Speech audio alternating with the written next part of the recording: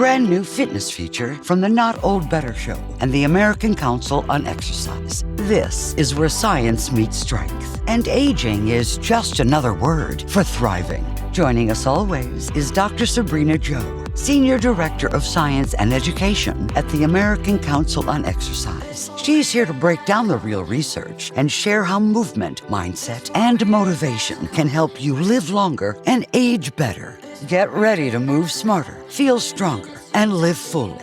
And now, here's your host, the award-winning Paul Vogelzang. Thank you, and happy 4th of July. Happy America 250, our 250th anniversary. We've got a great episode today with Sabrena Jo. We're going to be talking about the freedom to move, and we're going to do a second episode about the independence that comes from exercise. So freedom and independence are themes over the course of the next two episodes with the American Council on Exercise Live Long and Better interview co-host Sabrena Jo. It's always great to talk to Sabrena Jo. And I want to welcome everybody to our ACE Live Long Better series. I'm, of course, Paul Vogelzang. I want to begin with a provocative idea. The gym was never really the point. The point is the staircase.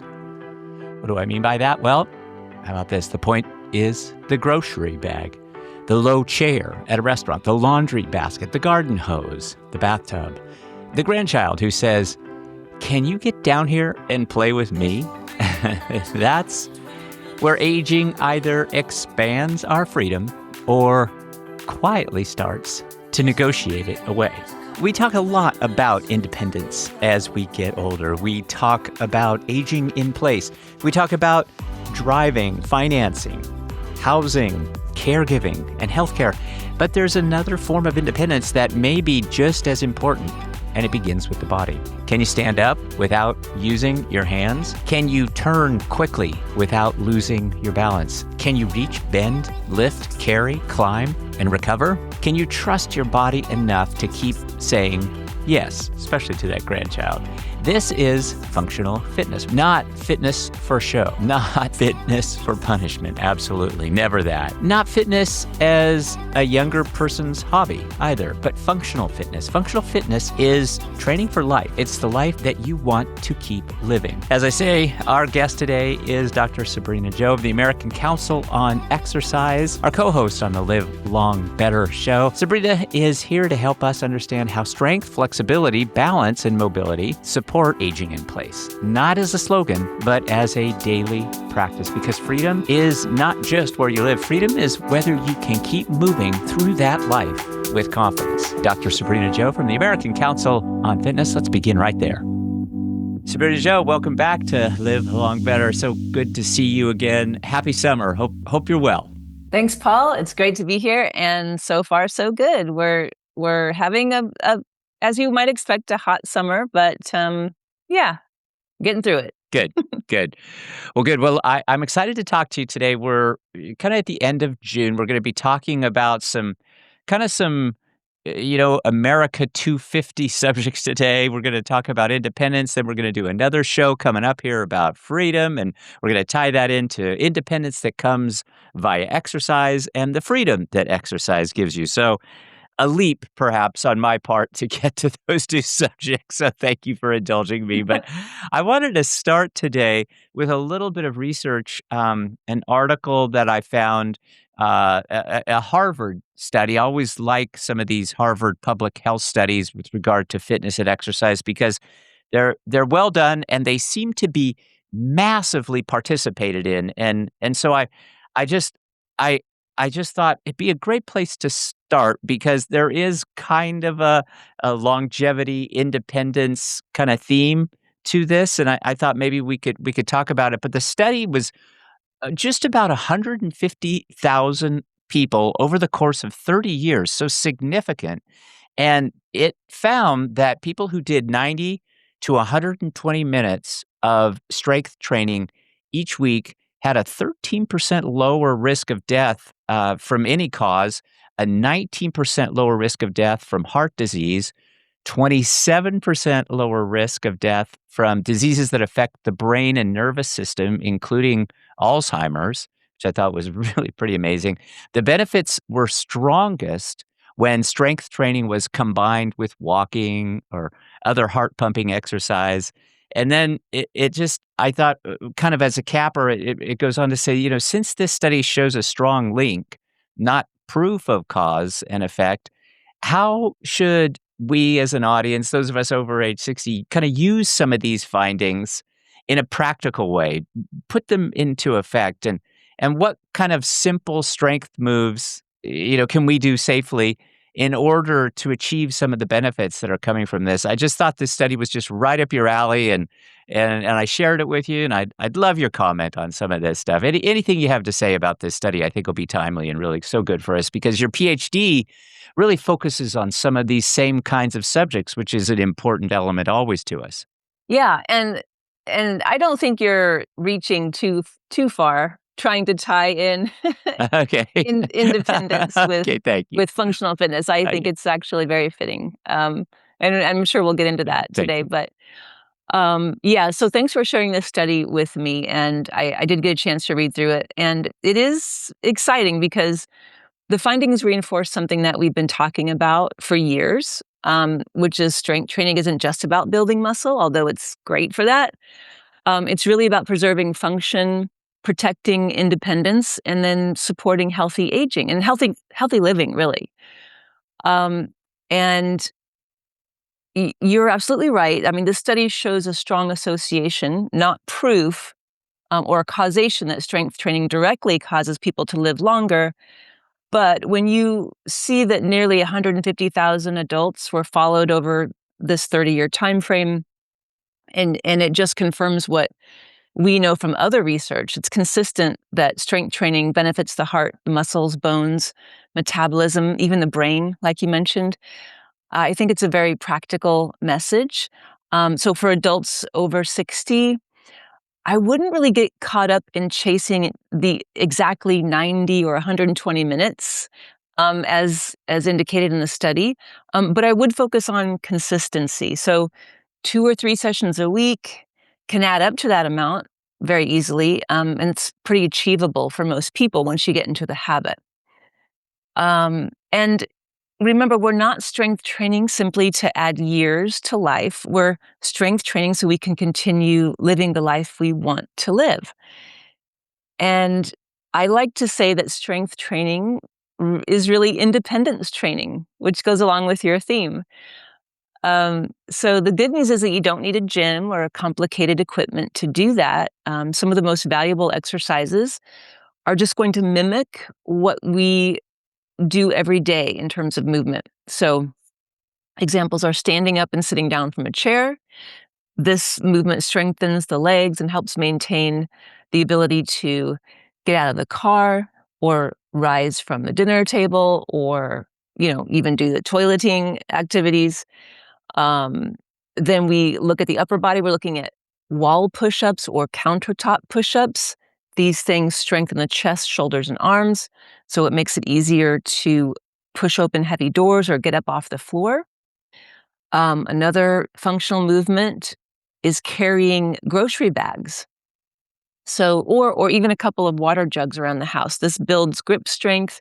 It prepares us for lifting laundry baskets, luggage, all the things that life asks us to carry. Grandchildren, um, step ups on a sturdy um, stool or even just your staircase. These help maintain strength and coordination needed for climbing stairs and navigating curbs. And also stepping up and down off of something is, um, it's very much related to gait, how we walk and how we navigate our world. So doing that is a handy way to strengthen that movement for function. Um, and then reaching overhead with light weights or even pushing with a resistance band helps preserve mobility and strength in the shoulders. And that kind of thing is needed to place dishes, for example, on a shelf or retrieve items from a cabinet. So when we think about these things, Um, they're we're not just training muscles, we're training movement patterns, but also confidence. And confidence, feeling like that you're confident that you can do something, it matters because the more capable people feel, the more likely they are to stay active. And that's been borne out in some of my research that I've done. Um, and staying active helps create a positive cycle that supports not only your physical and mental health, but your cognitive health, your social connection, and your quality of life. Again, these are all things that I like to research, so you'll never see me getting tired of talking about it.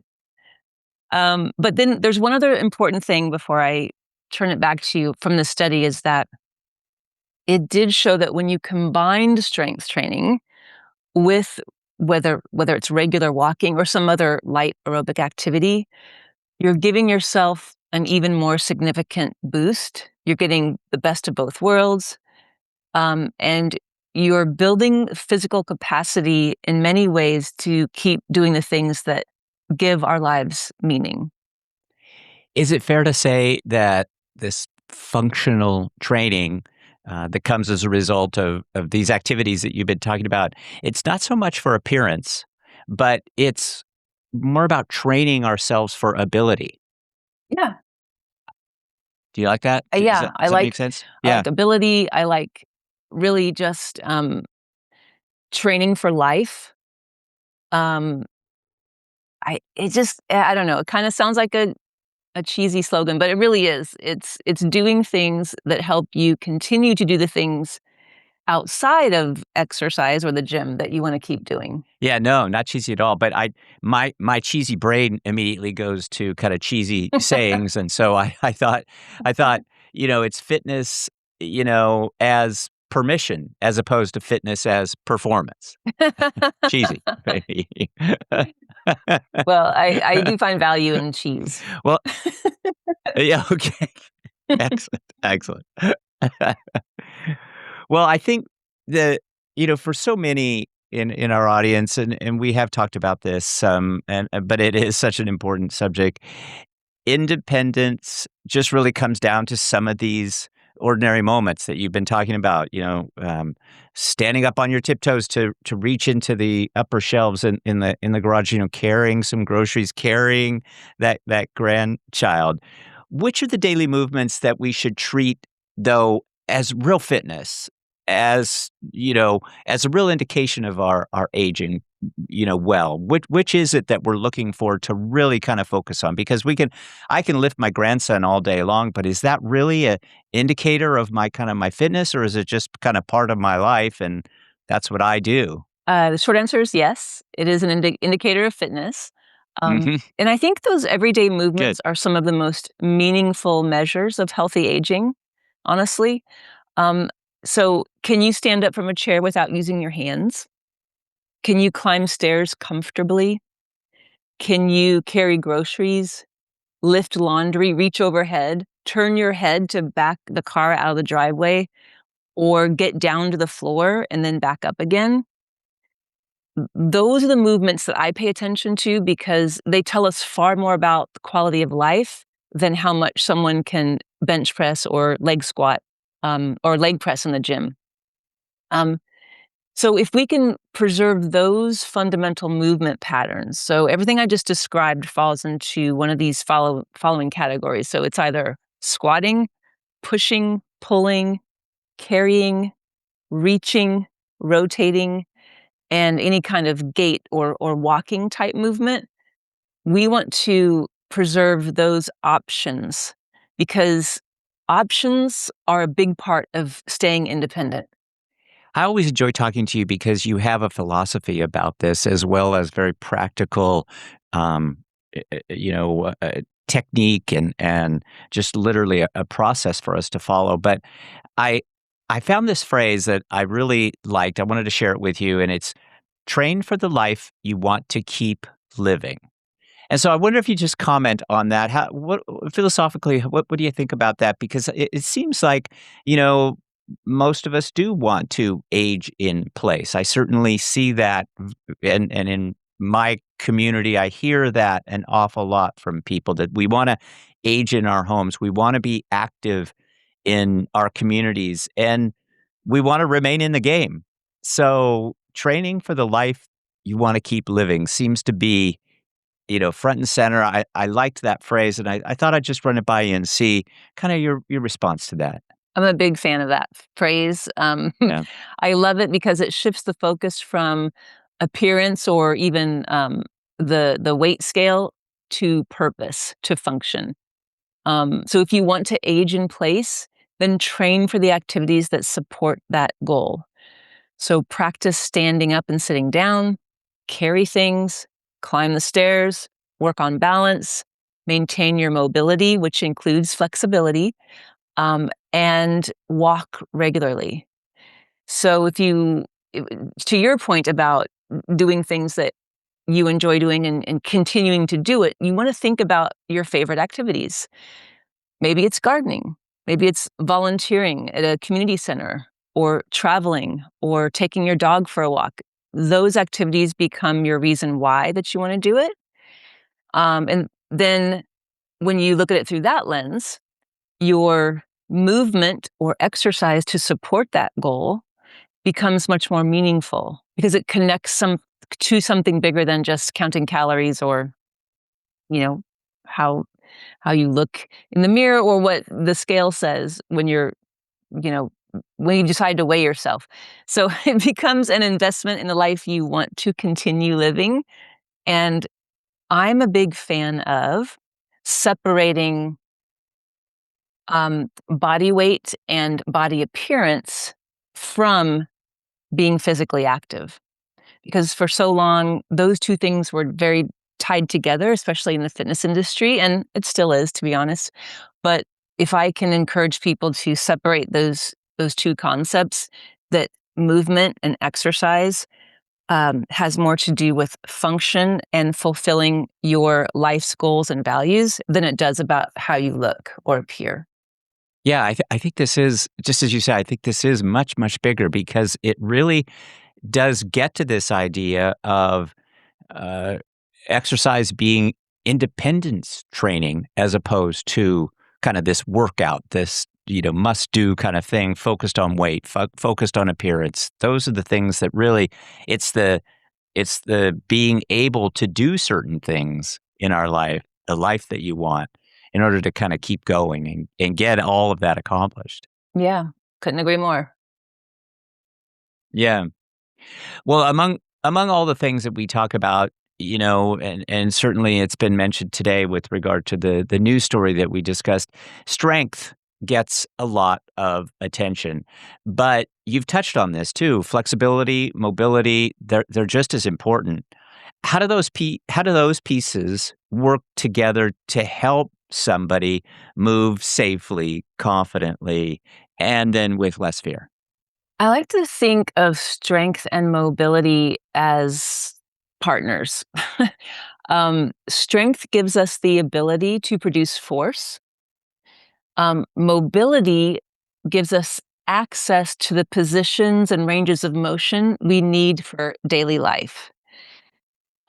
So you need enough shoulder mobility to reach the top shelf, but you need enough strength to safely place something there or retrieve something. You need hip mobility to bend down and tie your shoes, but you also need leg strength to support the joints and move the body as you stand back up. And neither one works particularly well without the other.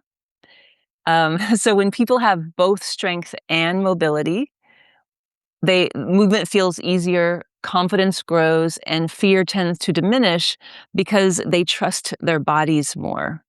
And the strength and mobility connection also involves nervous system input and output. So again, then we draw into things like balance and coordination. And just a small side note, if you perform your strength movements properly and you move the joints through their full intended ranges of motion, pain-free, I'll add, then you are actually training flexibility and mobility with your strength movement. So they're partners, and they can also be Mm. trained together at the same time. So it can be efficient. So the terminology always gets, I think, our listeners somewhat, thinking through steps when really it's very easy to understand. But I wonder if you could just tell us the difference, because often people think about flexibility as stretching. And so how is mobility kind of different than that? I'd say they're related. So flexibility is, if you're doing a research study, for example, flexibility is you take a goniometer out, which measures your joint angles, and you see how much range of motion that a specific joint has. And the way that you can influence flexibility or a range of motion about a joint is to stretch. Now, mobility is a little bit more involved and complex, because mobility implies that drawing on your joints' ranges of motions, you're able to get out and move in the world. You're able to do a deep squat. You're able to stand up. You're able to reach above your head, twist your neck to look behind you. So your ability to move depends on your flexibility. But I just think that mobility has that movement around your world aspect into it that flexibility doesn't. Yeah, I like this. And it's so helpful to think in those terms, because, you know, the mobility component in all of this is certainly part of that link. One of those pieces goes out, and we're just not the same. And so, for our audience who might be feeling like one of those pieces might be out, and I'm going to raise my hand and say I'm kind of in this category at the moment. We might have some pain. Um, Strength training as a goal might sound intimidating, but I think it's also maybe viewed by our audience as risky. Strength training might be viewed as just a little bit risky, maybe not for me. That's not the case with me personally. I think it's extremely valuable. I get a lot out of it, but maybe not everybody. So what would you say to our audience who thinks, I'm too old, I'm too stiff, I'm too out of shape to even begin, let alone think about this, and it's just too risky? I would say, first and foremost, you don't have to be fit to start. Um, you start to move and work on strength so that you can become more fit, but there really is no prerequisite for starting a strength training program. Um, and as long as your joints are healthy and you're not experiencing pain with movement. So if simply just walking down the block or rising from a chair is painful for you, I would say you'd want to have that evaluated by your physician before you start strength training.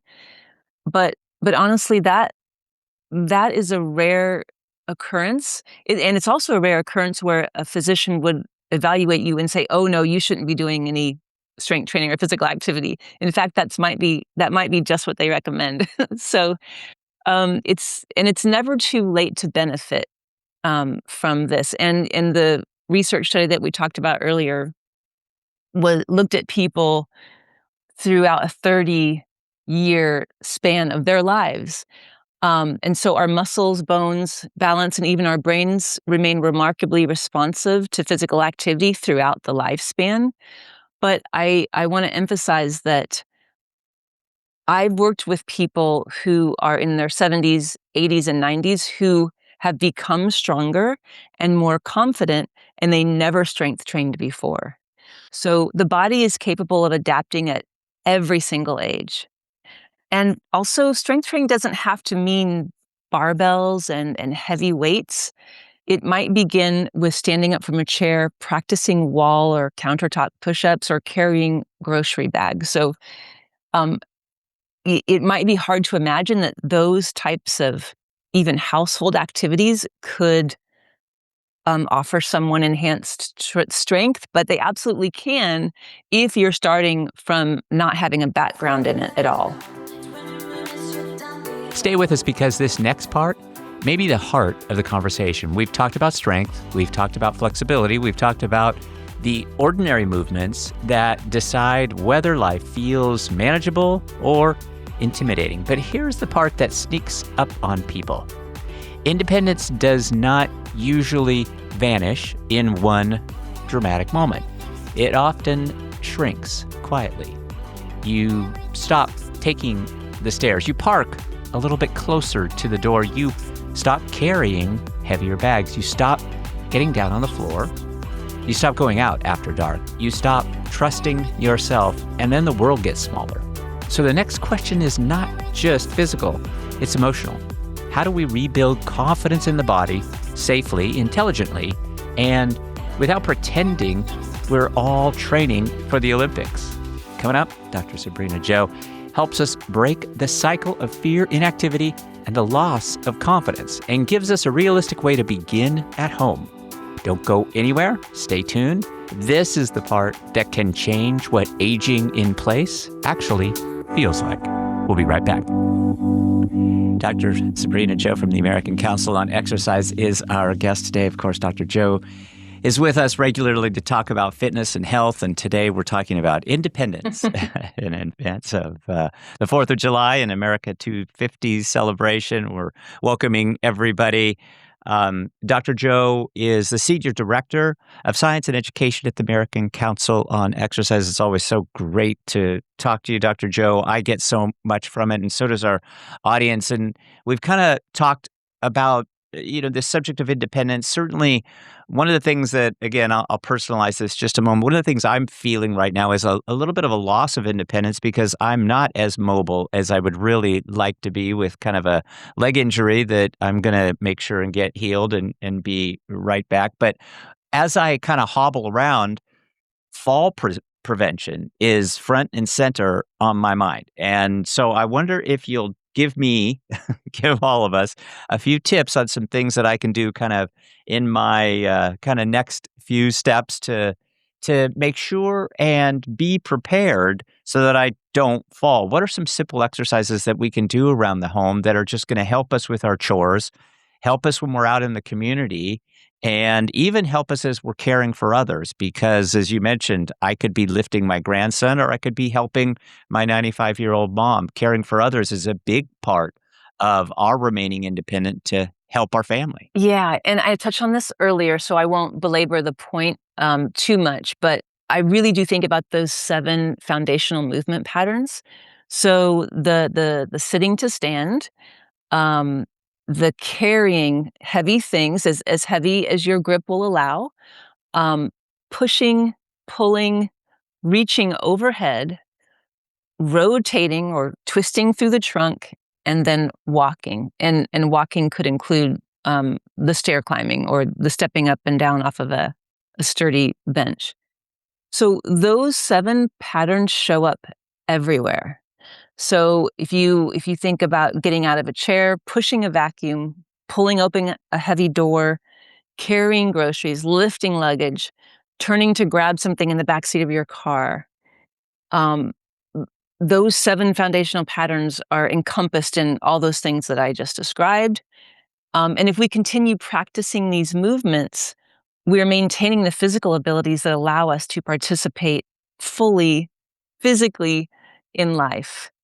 And if we think about our discussion that we just touched on about strength and mobility, if you practice those things as a regular, consistent routine, then when it comes time to perform those movements in life, when you're not even thinking about it, like, oh, I need to reach something, then it doesn't have to be something that your body's not used to or accustomed to. So you've got the available range of motion. You've already got the strength in the joint to be able to withstand whatever it is that you're doing. So it's a way to think about training movements in your exercise routine, so that when you're out moving in the real world and daily life, you're on autopilot. You're not even having to think about it because you're just performing a natural movement. I'm leading up to a conversation with you about balance. And balance is one of those things that I certainly am feeling a little frail at the moment.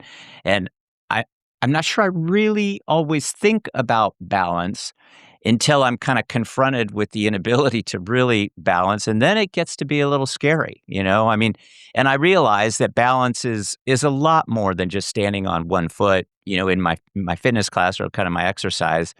But it's, being able to take my dog out and stepping over him as he, kind of turns and pivots and goes in multiple different directions.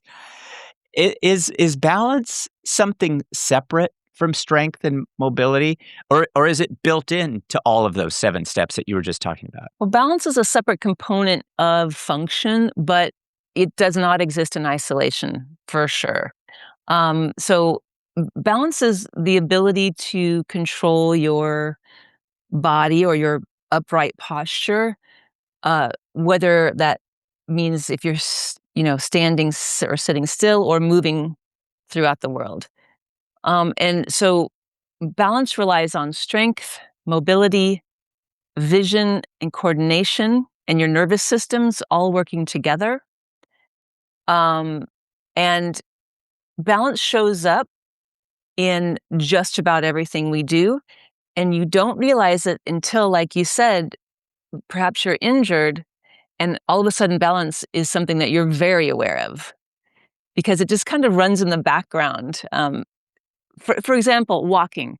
Walking is actually a very complex balance challenge because every time you take a step forward and you lift your back leg to take yet another step forward, you're balancing on one leg.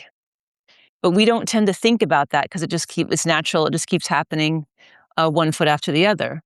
But the nervous system and your strength and your joints and everything your inner ear, everything that we've talked about before about balance is involved in the simplest activities, even like walking, even climbing stairs is balance training.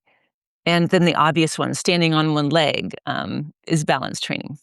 So I would say, yes, balance training exercises that people think of. Um, I've mentioned things like standing on one leg when you're brushing your teeth, for example. I've Yeah, it's great because hopefully you're doing that at least a couple times a day. Um, and also just doing like what we call tandem walks, which is where you place one foot carefully in front of the toes of the other foot as you walk. So you're walking in a very narrow path. That's a type of specific balance training that helps just walking in general. But it doesn't have to be that specific. So honestly, the more we move in just varied ways, the better we become at maintaining our stability and our balance. There is a psychological element to this. We've talked all about the physical parts of it in balance and mobility and, walking and the complicated process therein. But if someone falls, they just lose some confidence. And suddenly that lack of confidence produces less movement because we just don't trust ourselves to kind of be out there. And so I wonder if you could talk to us about how, if somebody is afraid of falling, getting hurt, how do we break that cycle safely so that we kind of move beyond it and over some time, put fear in the back room? Yeah, you nailed it, Paul. Confidence is huge. It's one of the biggest predictors of movement, and it's not even necessarily physical in nature. It's just whether someone believes they can move successfully. And fear, like you mentioned, often leads to what we call avoidance or avoidance behaviors. You just stop doing the thing that you're afraid of for safety because you're protecting yourself. Um, Avoidance, however, leads to deconditioning, and deconditioning increases your risk for falling, and that in turn reinforces the fear. So a lot of times when you read about the fear of falling or just falling in general, there's this vicious circle that just keeps feeding itself of fear leads to deconditioning, and deconditioning increases your risk, and that just reinforces your fear because you can feel yourself becoming weaker when you're not actively moving.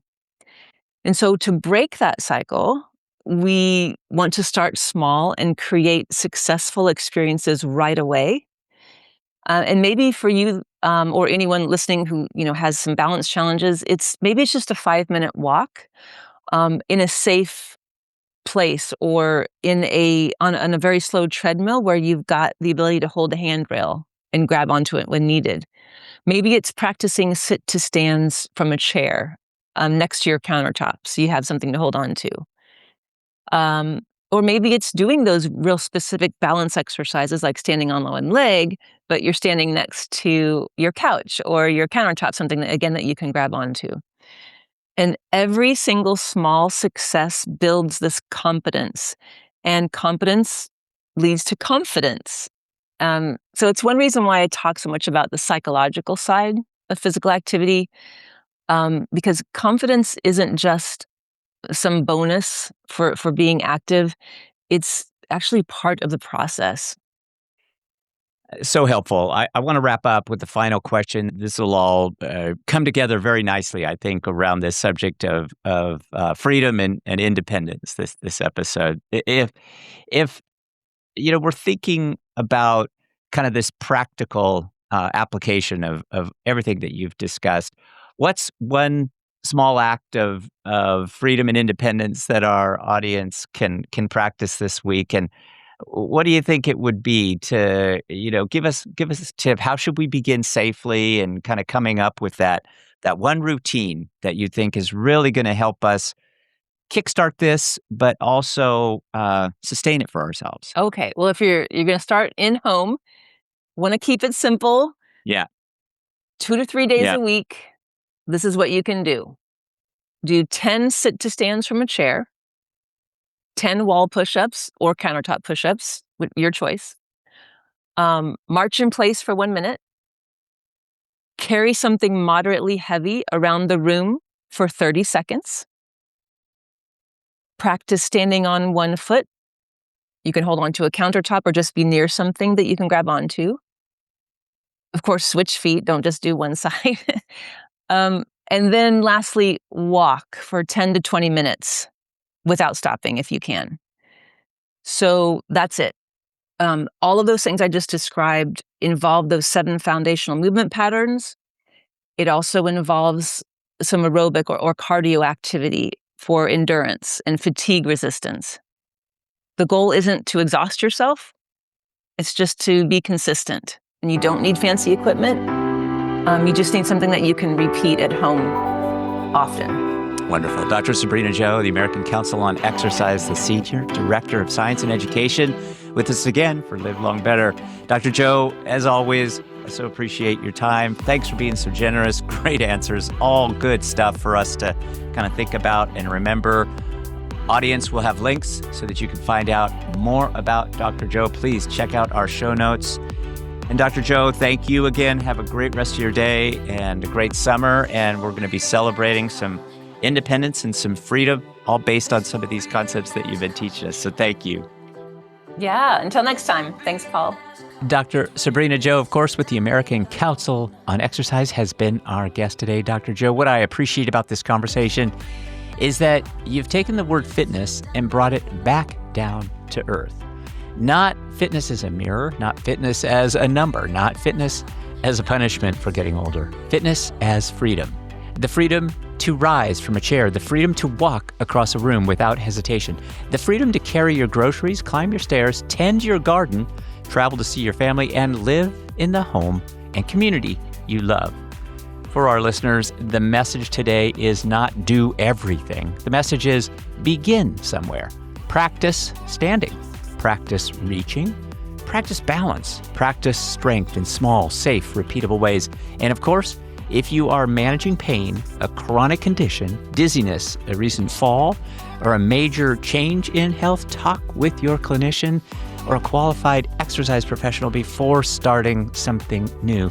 But do not confuse caution with surrender. Movement is not just exercise, it is a vote for your future independence. This is the Not Old Better show, part of our American Council on Exercise Live Long Better interview series with Dr. Sabrena Jo. I'm Paul Vogelsang. Remember, aging well is not about turning back the clock. Happy 4th of July. Happy America 250. Happy Independence Day. It is our hope that you will stay strong enough, steady enough, and confident enough to keep stepping forward. Be well. Let's talk about better. The Not Old Better Show on radio and podcast. Thanks, everybody. We'll see you next time.